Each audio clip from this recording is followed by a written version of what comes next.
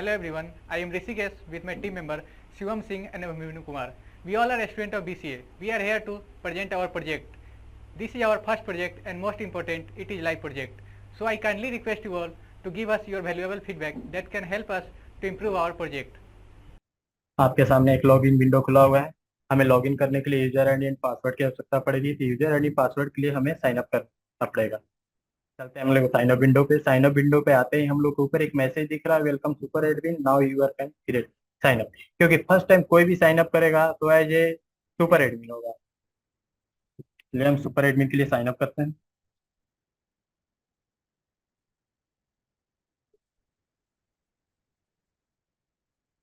Sign up के user name डाला and password. Security question जितना भी मल्टीपल फील्ड है उसके अनुसार इसमें रिकॉर्ड डालते हैं यूजर आईडी एंड अपना मन पसंदीदा यहाँ से क्वेश्चन सेलेक्ट करते हैं। क्वेश्चन सेलेक्ट करते हैं और उसका आंसर एंड पासवर्ड डालते हैं। देखिए, जैसे ही मैंने पासवर्ड डाला तो आपको एक दिख रहा होगा, एक नीचे मैसेज आपको दिख रहा होगा वीक करके।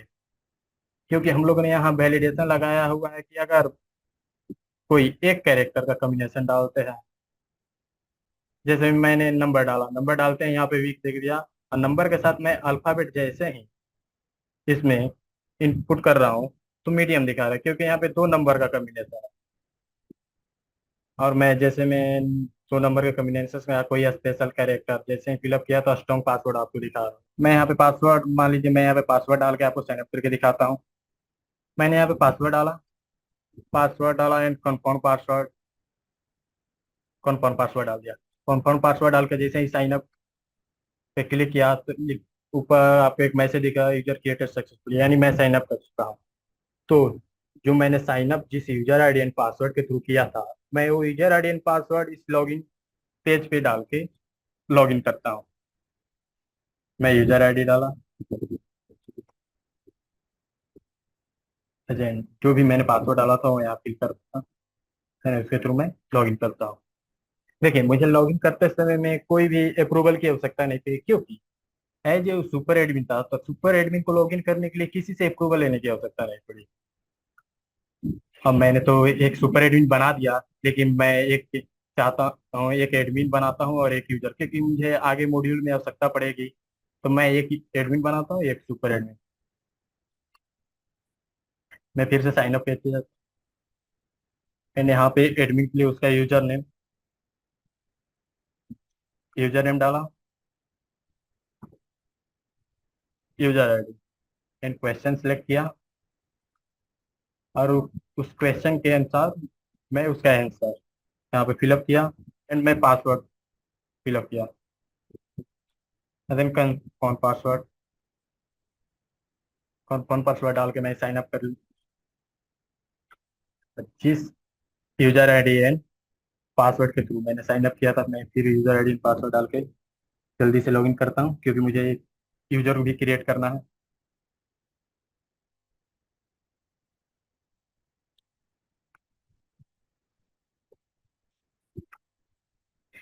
देखिए, मैंने first time user ID and password डाल के लॉगिन किया था, तो उस समय मुझे किसी से अप्रूवल लेने की आवश्यकता नहीं पड़ती। बट यहाँ पे एक मैसेज आपको दिख रहा होगा, प्लीज वेट फॉर अप्रूवल।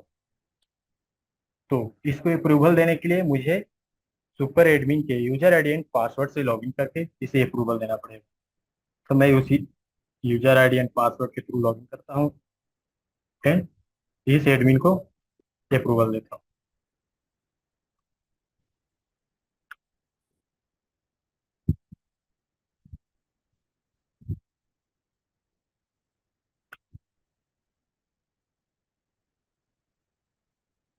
हो गया।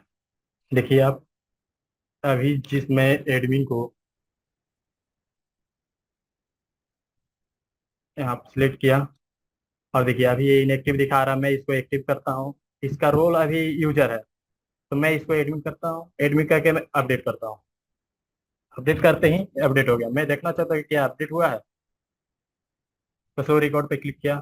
देखो, मैंने फर्स्ट टाइम अभी नाम के सुपर एडमिन से लॉगिन किया, साइन अप किया, तो उसका रोल यहाँ पे सुपर एडमिन दिखा रहा है ना, स्टेटस एक्टिव दिखा रहा है, इसका भी स्टेटस एक्टिव एंड एडमिन, क्योंकि मैंने इसकी एडमिन बनाया था। मैं जल्दी से एक यूजर के लिए भी साइन अप करके लॉगिन करता हूँ। सेम प्रोसेस यूजर का भी वही रहेगा, उसका यूजर नेम।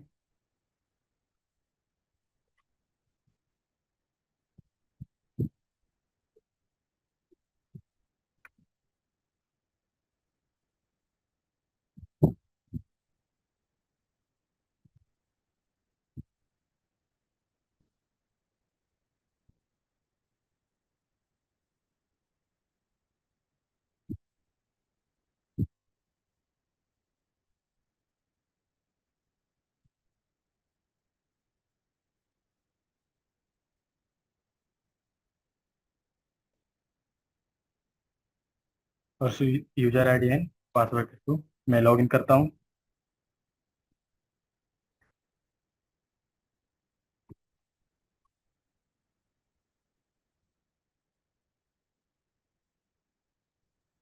इसे भी लॉगिन करने के लिए इसको भी अप्रूवल की आवश्यकता पड़ेगी, तो इसको भी अप्रूवल देने के लिए मैं सुपर एडमिन के लॉगिन आईडी एंड पासवर्ड के थ्रू लॉगिन करता हूँ, इसे भी अप्रूवल देता हूँ।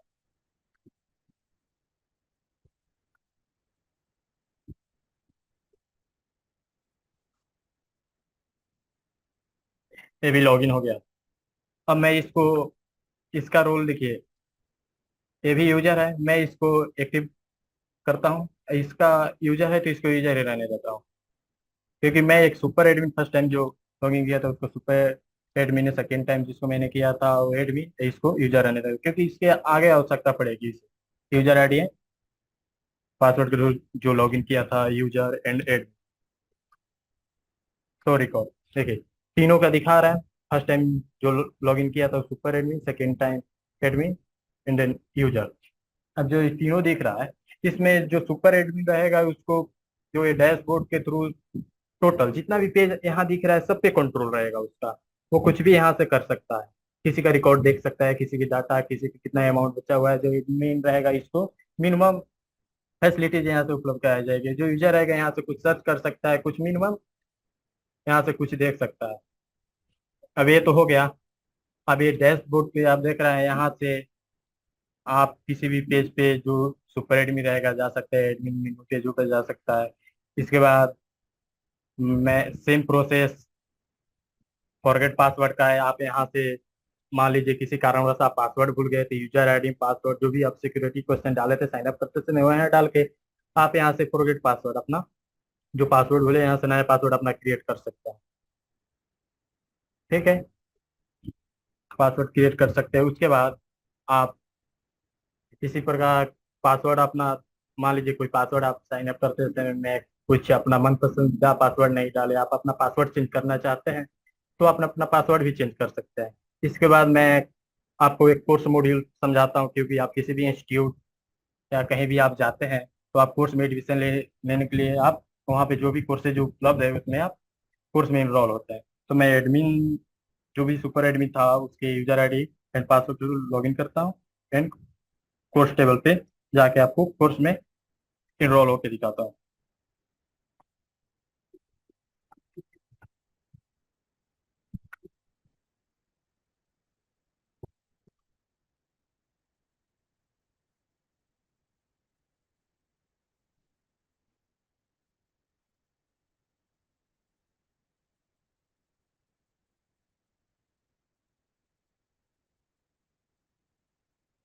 अब यहाँ से मैं कोर्स टेबल पे चलता हूँ।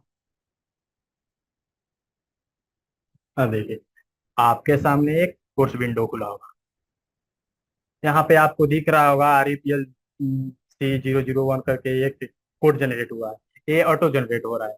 जितनी बार आप कोर्स में इनरोल होंगे उतनी बार ये कोड ऑटोमेटिक जनरेट हो जाए। एक कोर्स में लिए आप second time code automatic generate होता रहेगा। अब यहाँ पे कोर्स नेम डालते हैं। मान लीजिए यहाँ कोर्स आपको जावा मल्टीपल कोर्सेज उपलब्ध है IT फील्ड से related, तो मैं जावा में एडमिशन लिखता हूँ।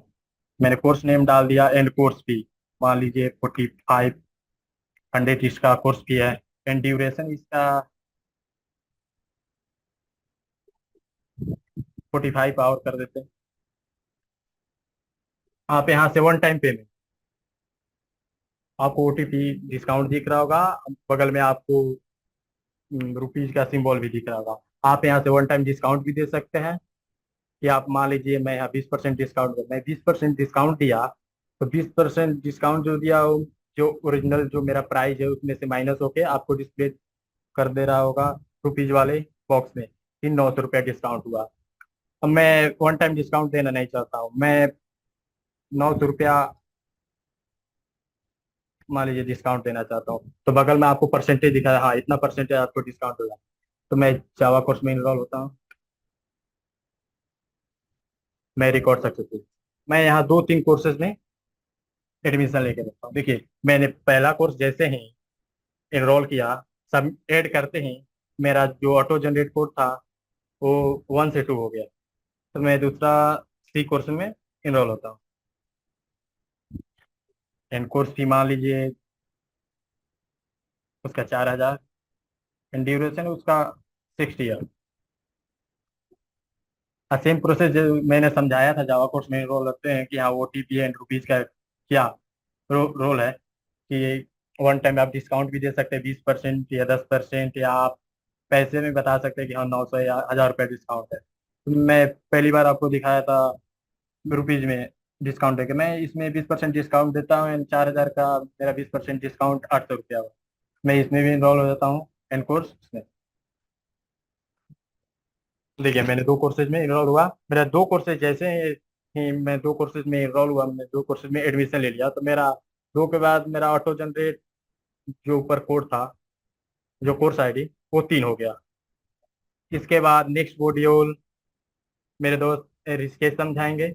तो जैसा आपने देखा, अभिमन्यु ने समझाया कैसे हम लोग लॉग इन कर सकते हैं, साइन अप कर सकते हैं, और कोर्स डिटेल्स में डाटा कैसे एंट्री कर सकते हैं। उसके बाद जब कोर्स डिटेल्स हो जाता है किसी भी इंस्टीट्यूट में, उसके बाद हम लोग, कोई भी स्टूडेंट आता है सबसे पहले तो यहाँ पे रजिस्ट्रेशन करना होता है। तो हम लोग यहाँ, ये हमारा डैशबोर्ड है, ये सुपर एडमिन का है। यहाँ से सुपर मतलब जो भी सुपर एडमिन है उसको फुल कंट्रोल होगा। तो यहाँ पे रजिस्ट्रेशन फॉर्म यहाँ पे दिख रहा है आपको, यहाँ पे रजिस्ट्रेशन पे क्लिक करते ही हमारा रजिस्ट्रेशन फॉर्म ओपन हो जाएगा।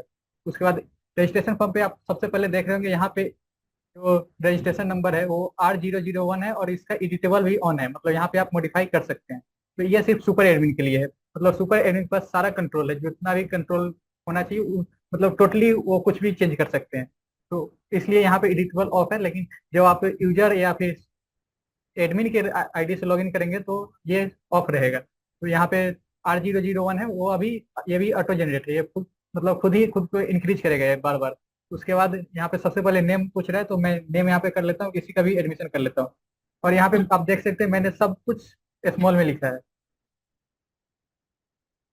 यहाँ पे जैसे ही हम यहाँ से बाहर जाते हैं तो आप देख सकते हैं यहाँ पे जो फर्स्ट लेटर था स्पेस के बाद, और राम का जो आर था और कुमार का जो के था वो कैपिटल हो चुका है। तो ये वैलिडेशन है। उसके बाद अगर आप यहाँ पे बिना कुछ एंट्री किए हुए यहाँ से बाहर जाते हैं तो यहाँ पे एक मैसेज आ रहा है, फील्ड इज मैंडेटरी। तो ये सब हम लोग ने रेस्ट्रिक्शन लगाया है। उसके बाद हम लोग एंट्री कर लेते हैं, पहले राम कुमार लिख दिया, उसके बाद फादर्स नेम में कुछ भी डाल देते हैं। आप देख रहे हैं खुद को हर एक हर एक वर्ड का फर्स्ट लेटर कैपिटल कर रहा है। मदर्स नेम डाल देता हूँ। उसके बाद डेट ऑफ बर्थ है, यहाँ पे डेट ऑफ बर्थ आप चूज कर सकते हैं। और यहाँ पे आप देख सकते हैं कि आज 20 है, तो 20 के आगे का कोई भी डेट हम लोग चूज नहीं कर सकते, ये हमारा बंद है, क्योंकि डेट ऑफ बर्थ जब भी होगा तो मतलब आज से पहले का ही होगा, आज से आगे का नहीं हो सकता है, तो इसलिए बंद है। मैं यहाँ से डेट चूज कर लिया, 4/9/2000। उसके बाद ईमेल आईडी पे आते हैं। ईमेल आईडी पे हम लोग जैसे कोई कुछ भी डाल देते हैं और यहाँ से बाहर जाते हैं तो एक मैसेज आएगा, please inter valid email ID. मतलब ये जो हमारा ईमेल ईमेल आईडी है उसका फॉर्मेट गलत है, ऐसा ईमेल आईडी नहीं होता है। तो यहाँ पे हम लोग सही फॉर्मेट डाल के देखते हैं। अब जाते हैं तो अब ये कोई भी मैसेज नहीं दिया, कोई भी एरर नहीं दिया।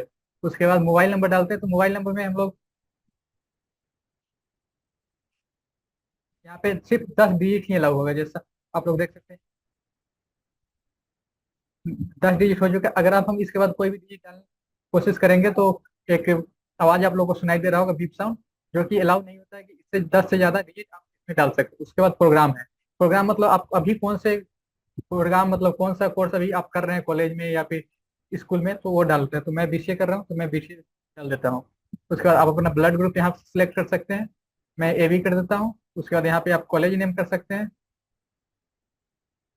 कॉलेज नेम कर दिए। उसके बाद आप अपना जेंडर सेलेक्ट कर सकते हैं, मैं यहाँ से मेल सेलेक्ट कर लेता हूँ। उसके बाद परमानेंट एड्रेस है, परमानेंट एड्रेस में आप अपना एड्रेस डाल दीजिए। उसके बाद यहाँ पे एक बटन दिख रहा है click if permanent address and is same as correspondence address, मतलब अगर आपका परमानेंट एड्रेस और करस्पॉन्डेंस एड्रेस सेम है तो इसको आप क्लिक कर सकते हैं और आपका करस्पॉन्डेंस एड्रेस में भी सेम जो परमानेंट एड्रेस है वो आ जाएगा।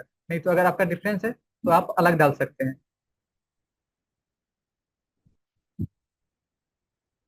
मैंने डाल दिया। उसके बाद आप यहाँ से फोटो अपलोड कर सकते हैं आप अपना। मैं फोटो अपलोड कर दिया। और अगर आपके पास आधार कार्ड है तो आप आधार कार्ड भी अपलोड कर सकते हैं, ये हमारा मैंडेटरी नहीं है।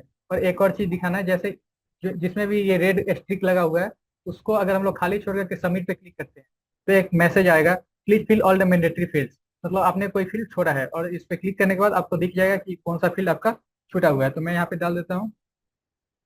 अब अगर हम लोग सबमिट पे क्लिक करते हैं तो ये हमारा कंफर्मेशन पूछ रहा है कि क्या आप सच में रिकॉर्ड सबमिट करना चाहते हैं। अगर यस पे क्लिक कीजिएगा तो आपका रजिस्ट्रेशन जो है वो कंप्लीटेड सक्सेसफुली हो चुका है। उसके बाद ओके पे क्लिक करते हैं। उसके बाद पूछ रहा है कि क्या आप इस रिकॉर्ड को जो आपने अभी इंसर्ट किया उसको आप प्रिंट करना चाहते हैं। मैं यस पे क्लिक करता हूँ। आप और आप लोग देख सकते हैं यहाँ पे एक विंडो आ चुका है जो हमारा मतलब यहाँ पे अगर आपके पास प्रिंटर होगा तो आप यहाँ से इसको प्रिंट कर सकते हैं और आप चाहे तो यहाँ से इसको कट भी कर सकते हैं। मैं कट कर देता हूँ। उसके बाद इसमें ये हमारा ऊपर जो आप देख रहे हैं यहाँ पे रजिस्ट्रेशन एंट्री फॉर्म, उसके बगल में एक रजिस्ट्रेशन सर्विस फॉर्म दिख रहा है। यहाँ पे सर्विस फॉर्म है। यहाँ से हम लोग किसी जो भी अभी हम लोग रिकॉर्ड इंसर्ट कर चुके हैं उनका अगर कोई भी चीज गलत हो चुका है या फिर उनको अपडेट करने की जरूरत है तो यहाँ पे उनको रजिस्ट्रेशन नंबर या स्टूडेंट नेम कंटेक्ट नंबर इन सब से सर्च कर सकते हैं। तो यहाँ पे कंटेक्ट नंबर से मैं करता हूँ उसके बाद इंटर दबाता हूँ। तो आप देख सकते हैं यहाँ पे रिकॉर्ड आ चुका है। मैंने अभी राम कुमार का ही एंट्री किया था, उनका डेट ऑफ बर्थ 4/9/2000 था। अगर और यहाँ पे नीचे आपको 4 बटन दिख रहे होंगे, इस पे क्लिक करने पे अगर मल्टीपल रिकॉर्ड आएगा, मतलब अगर आप नाम से सर्च करते हैं तो हो सकता है कि Ram Kumar more than one student का नाम हो सकता है। तो यहाँ पे आप आगे के रिकॉर्ड को देख सकते हैं। और अभी यहाँ पे एक ही रिकॉर्ड है इसलिए आप यहाँ पे मैसेज आ रहा है you are already at last record. और आप कोई कुछ भी चेंज करना चाहते हैं, मान लीजिए प्रोग्राम को हम एमसीए कर देते हैं, उसके बाद यहाँ पे अपडेट पे क्लिक कर देते हैं। कंफर्मेशन पूछा, उसके बाद क्लिक किए, अपडेट हो चुका है। उसके बाद हम लोग रिफ्रेश करके फिर से चेक करते हैं हमारा अपडेट हुआ है नहीं। आप लोग देख सकते हैं यहाँ पे प्रोग्राम जो था वो एमसीए हो चुका है। उस जब हम लोग का रजिस्ट्रेशन कंप्लीट हो जाता है उसके बाद हम लोग देख सकते हैं रजिस्ट्रेशन एंट्री फॉर्म में जो रजिस्ट्रेशन नंबर था वो पहले 8001 था, अब 8002 हो चुका है। जब किसी भी इंस्टीट्यूट में रजिस्ट्रेशन कंप्लीट हो जाता है उसके बाद सब एडमिशन कर मतलब एडमिशन कराना पड़ता है। अगर आप यहाँ पे उसके बाद हम लोग डैशबोर्ड पे आएंगे और यहाँ से एडमिशन जो मॉड्यूल है उस पर क्लिक करेंगे। एडमिशन पे क्लिक करते ही हमारा एडमिशन फॉर्म खुल जाएगा। तो यहाँ पे सबसे पहले फॉर्म नंबर हमारा दिखा रहा है और एडमिशन डेट दिखा रहा है जो कि आज का है, करेंट डेट है। तो हम लोग इसको ऐसे ही रहने देते हैं। उसके बाद रजिस्ट्रेशन नंबर डालते हैं जो अभी मतलब यहाँ पे सिर्फ वही स्टूडेंट का रजिस्ट्रेशन होगा जो मतलब एडमिशन होगा जिनका रजिस्ट्रेशन पहले से हो रखा है। अगर किसी स्टूडेंट का रजिस्ट्रेशन नहीं हुआ है तो हम लोग उसका एडमिशन नहीं कर सकते हैं। तो हम लोग रजिस्ट्रेशन नंबर डाल करके देख लेते हैं। और आप यहाँ पे किसी भी केस में भी डाल सकते हो।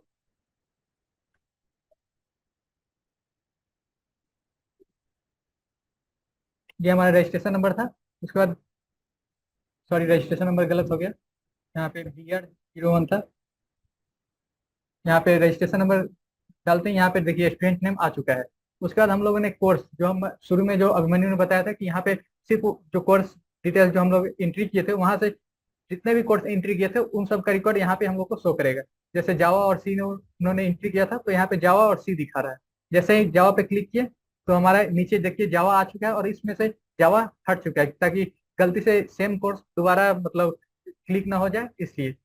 उसके बाद हम लोग यहाँ पे जो हम लोग कोर्स में जो एंट्री किए थे वहां से फी भी ऑटोमेटिकली आ चुका है।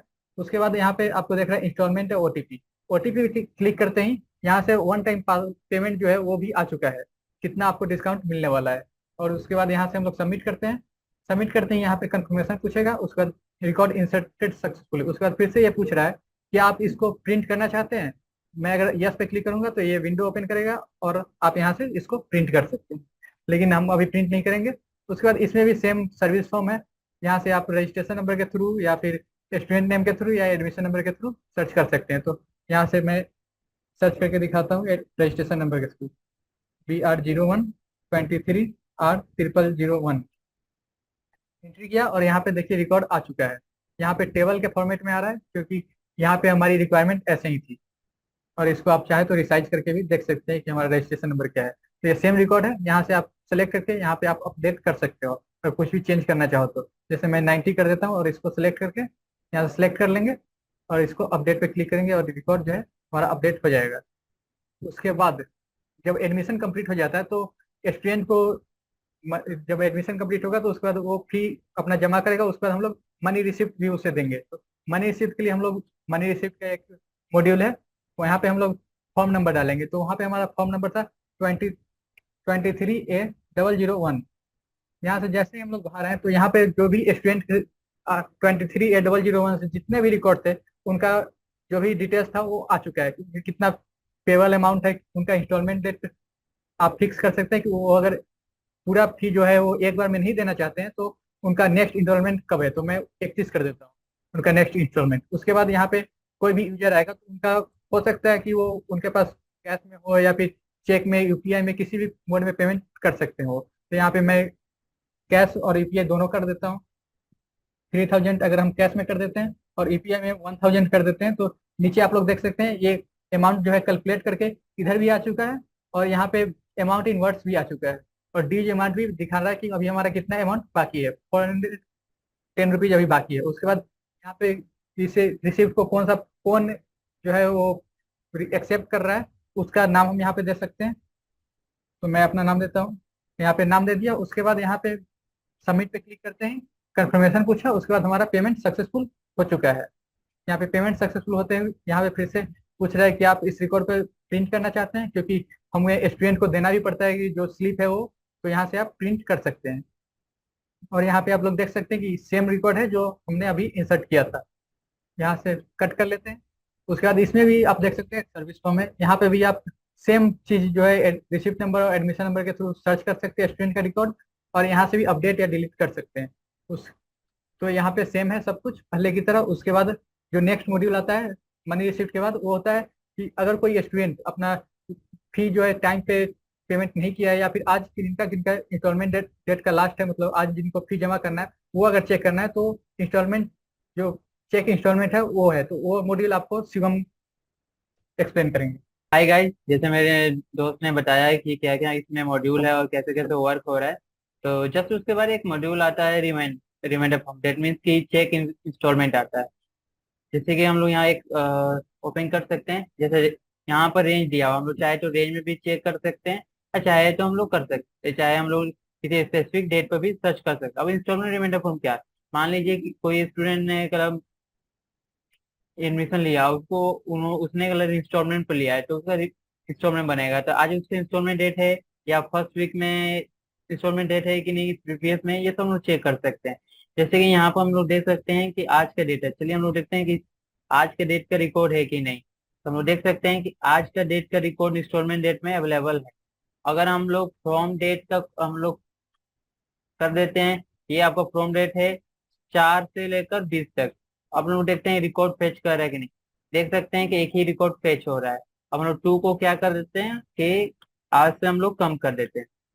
अब देख सकते हैं कि एक मैसेज प्रॉम्प्ट हो रहा है कि रिकॉर्ड नॉट फाउंड आ रहा है।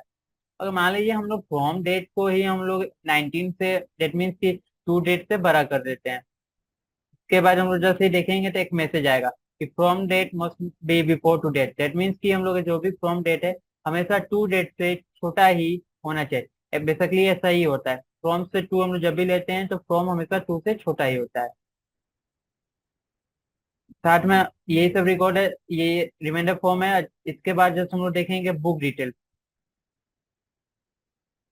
बुक डिटेल में हो सकता है कि जो भी बुक इंस्टीट्यूट में अवेलेबल है वो बुक का वो किस स्टूडेंट ने लिया है, कब सबमिशन डेट है, ये सब डाटा रखने था उसके लिए है। जैसे मान लीजिए कि एक रजिस्ट्रेशन नंबर हम लोगों ने इनरोल किए थे, REPL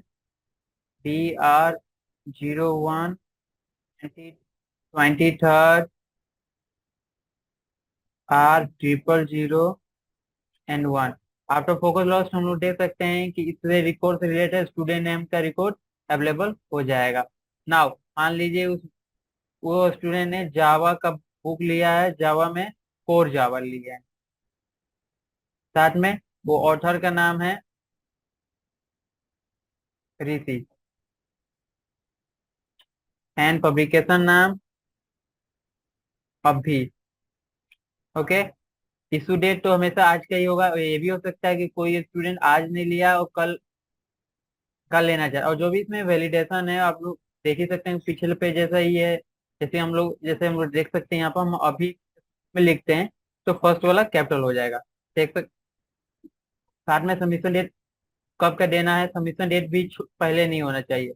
नाउ हम सबमिशन डेट देते हैं कि 24 का सबमिशन डेट, नाउ सबमिट करेंगे, देखेंगे कि रिकॉर्ड इंसर्टेड हो गया। अब रिकॉर्ड चेक करने के लिए कि सबमिट हुआ है कि नहीं, यहाँ पर हम लोग देख सकते हैं सबमिशन डेट हम लोग कब डाले थे, 24। देख सकते हैं कि यहाँ पर रिकॉर्ड इंसर्टेड हो चुका है। और जैसे अपडेट डिलीट है सेम एज ए प्रोसीजर है जैसे कि पिछले मॉड्यूल हम लोग देखे थे। जैसे कि यहाँ पर मान लीजिए रिकॉर्ड बुक मिल चुका है तो यहाँ पर अपडेट करना होगा, जिससे हम लोग अपडेट करेंगे। यहाँ रिकॉर्ड अपडेटेड हो चुका है, सर्च करेंगे इससे रिलेटेड रिकॉर्ड जो कि अभी तक सबमिशन नहीं हुआ वो ऐसा कोई रिकॉर्ड नहीं है, इसलिए यहाँ पर रिकॉर्ड शो नहीं होगा। अब इसके बाद जैसे इसके बाद होगा आपका सर्टिफिकेट डिटेल्स। जो भी कोर्स इनरोल किए उनको सर्टिफिकेट इशू होता है तो उसके लिए एक मॉड्यूल था। जैसे कि हम लोग डालते हैं इसमें registration number REPL DR01 23rd R000 देख सकते हैं उससे रिलेटेड रिकॉर्ड यहाँ पर जितने भी रिलेटेड रिकॉर्ड है सब फेच होके आ चुका है। मान लीजिए कोर्स में जिस इस रजिस्ट्रेशन नंबर का हो सकता है क्योंकि एडमिशन नंबर बहुत ज्यादा दो कोर्स में इनरोल किया हो, 3 कोर्स में इनरोल किया हो या एक में भी हो सकता है। यहाँ पर देख सकते हैं कि यहाँ पर एक ही कोर्स दिखा रहे हैं, दैट मीन्स कि वो एक ही कोर्स में इनरोल हुआ है। अब इस कोर्स को जैसे सिलेक्ट करेंगे तो उसका सर्टिफिकेशन ड्यूरेशन किया था और उससे रिलेटेड आपका सर्टिफिकेट नंबर जनरेट हो जाएगा। यहाँ पर जैसे रिकॉर्ड इंसर्ट करेंगे रिकॉर्ड हम लोग का इंसर्टेड हो जाएगा। इसके बाद जस्ट हम लोग यहाँ पर चेक कर सकते हैं कि रिकॉर्ड जो हम लोग फेच किए थे वो इंसर्ट हुआ है या नहीं।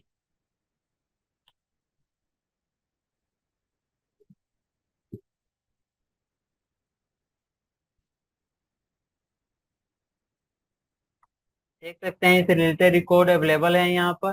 और साथ में अपडेट एंड डिलीट बटन है जो कि सेम एज है जैसे पिछले मॉड्यूल में हम लोगों ने देखा था। जस्ट अब सर्टिफिकेट के बाद आता है आपका रिकवरी फॉर्म। अब रिकवरी क्या होता है एक्चुअली में, देखिए मान लीजिए बाई चांस आपका गलती से या बाई मिस्टेक आपका आपका ये सॉफ्टवेयर क्रैश हो गया या बाई मिस्टेक एनीथिंग कुछ प्रॉब्लम हो तो कभी भी कुछ भी हो सकता है, तो डेट मीन्स उसका रिकवरी होना चाहिए जहाँ की मेरा डाटा डेटा सेफ हो। तो यहाँ पर हम लोग एक क्या करते हैं, फर्स्ट हम लोग एक टेबल का रिकॉर्ड हम लोग पहले हटा के देखते हैं।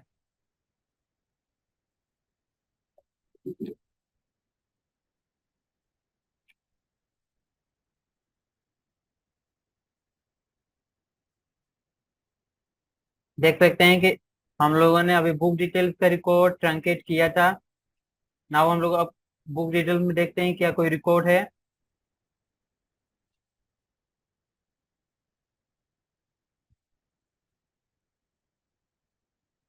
देख सकते हैं कि कोई रो सिलेक्ट नहीं हुआ है, दैट मीन्स कि अभी कोई रिकॉर्ड बुक डिटेल्स में अवेलेबल नहीं है। अब यहाँ से हम लोग बुक डिटेल्स का रिकवरी करते हैं। मैसेज आया, अगर डाटा रिकवरी ऑलरेडी होगा तो यहाँ मैसेज आएगा कि डाटा ऑलरेडी प्रेजेंट है।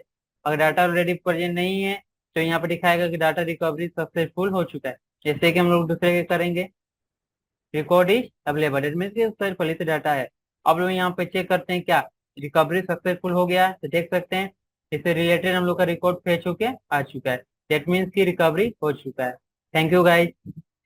यहाँ आने से पहले मैं बीडी कॉलेज में पढ़ता था तो वहाँ केवल थियोरेटिकल बेसिस नहीं पढ़ाई जाती जिससे हम लोग केवल एग्ज़ाम ही पास कर सकते थे। हमें कोडिंग का कोई भी नॉलेज नहीं था कि कोडिंग कैसे किया जाता है, होता भी क्या है। जब हम इस कोचिंग में आए तो पता चला कि हाँ कोडिंग कम ये मतलब है कोडिंग का आगे क्या आवश्यकता है, उसका भविष्य क्या है। जब हम लोग यहाँ आए तो कोडिंग सीखे, उसके बाद जब प्रोजेक्ट पे हम लोग आए, प्रोजेक्ट वर्क पे, तो प्रोजेक्ट वर्क से रिलेटेड हम लोग डाटा गैदर करना सीखे, कैसे प्रोजेक्ट किया जाता है उसके नॉलेज यहाँ मिला। अगर प्रोजेक्ट पीरियड में हम लोग को कोई भी प्रॉब्लम आती थी तो हम लोग अपने टीचर राहुल सर से हेल्प मांगते थे, वो 24 आवर हम लोग की मदद करते थे, या ऑफलाइन हो या ऑनलाइन। उसके बाद यहाँ केवल कोचिंग या पढ़ाई भी नहीं होती है, उसके अलावा और भी आउटडोर एक्टिविटी भी किया जाता है। जिस प्रकार हम लोग जिस दिन बाहर हम लोग मान लीजिए जॉब करने जाए, वहाँ पे कम्युनिकेशन स्किल मायने रखता है, यहाँ पे उसके भी प्रैक्टिस कराया जाता है। संडे बाई संडे आप लोगों को आउटडोर एक्टिविटी करने के लिए पार्क या किसी पब्लिक प्लेसेस पे ले जाया जाता है, वहाँ किसी टॉपिक पे अपने बारे में हो या किसी से कम्युनिकेट करने के लिए बोला जाता है, तो इससे हमारे अंदर का डर निकल जाता है। मैं बीडी कॉलेज का छात्र हूँ और यहाँ आने से पहले मैंने पहले भी कोडिंग पढ़ा था, बट मुझे कोई आइडिया नहीं था कि इसका यूटिलाइज कैसे करते हैं, मतलब इसके पढ़ करके इसका क्या काम होगा, जो हम लोग प्रोजेक्ट बनाएंगे उसमें इसको यूज कैसे करेंगे उसका कोई आइडिया नहीं था। तो यहाँ पे आने के बाद मुझे जब हम लोग प्रोजेक्ट ट्रेनिंग में आए तो पता चला कि ये जो हम लोग पढ़े हैं उसका यूटिलाइज कैसे करते हैं। और यहाँ पे सिर्फ हम लोग पूरे क्लाइंट से जा करके डाटा गैदर किए और पूरा A to Z जो भी प्रोजेक्ट में HDLC होता है सब कुछ हम लोग A to Z किए हैं। और यहाँ पे और भी सारा फैसिलिटीज़ है, जैसे हम लोग आउटडोर एक्टिविटीज़ के लिए जाते हैं जहाँ पे कम्युनिकेशन स्किल्स सुधारा जाता है। और प्रोजेक्ट जब हम लोग का शुरू होता है तो यहाँ पे एक कैबिन बना हुआ है जहाँ पे सारे प्रोजेक्ट के स्टूडेंट बैठते हैं, उसमें हम लोग वहाँ पे बैठ करके कम्युनिकेशन स्किल सुधारने की कोशिश की जाती है। और वहाँ पे सिर्फ इंग्लिश बोलना ही अलाउ है, तो वहाँ से हम लोग का जो कम्युनिकेशन स्किल है और कॉन्फिडेंस बिल्डअप होता है। उसके बाद हम लोग एक्स्ट्रा एक्टिविटीज़ के लिए हर एक संडे को हम लोग पार्क जाते हैं, वहाँ पे किसी भी चीज़ पे प्रेजेंटेशन देते हैं या फिर अपना जो प्रोजेक्ट है उसको डिस्कशन करते हैं, जिससे हम लोग का कॉन्फिडेंस जो है वो बिल्डअप होता है। और यहाँ पे आने के बाद हम लोगों ने पूरा शुरू से अंत तक मतलब सब कुछ सही करने का कोशिश किया। As my friend said, when I had passed the intermediate, I wanted to become a software developer, but I haven't any idea what should language first I learn and how to start to become a software developer. But after joining this Rage Institute, I got the knowledge of how to develop software development from scratch coding, that means from fresher to beginners. And जैसे मैंने जब join किया था मेरे को कोई language के बारे में नहीं मालूम था, तो राहुल सर जो ट्रेनर थे हम लोग के, तो उन्होंने पूरे गाइडलाइंस बताया कि सॉफ्टवेयर डेवलपमेंट किया कैसे जाता है, स्क्रैच कोडिंग क्या होता है, साथ में लाइव और डमी प्रोजेक्ट में एक्चुअल डिफरेंसेज क्या होता है, लाइव एंड डमी प्रोजेक्ट में वर्क क्या होता है। फिर साथ में हम लोग HDLC का पूरा प्रोसीजर जो होता है वो सर समझाया। फिर क्लाइंट के बेसिस पर काम कैसे किया जाता है वो सब लोग समझे। साथ में स्टेज फियर हेजिटेशन होता है, जब हम लोग इंटरव्यू में बैठते हैं तो बात करते समय वो हम लोग को बताया गया, वो हम लोग का ओवरकम किया गया। साथ में हम लोग का रिज्यूमे में क्या मेंशन करना चाहिए ये सब बताया गया। And give you valuable feedback for improvement of our project. Thank you.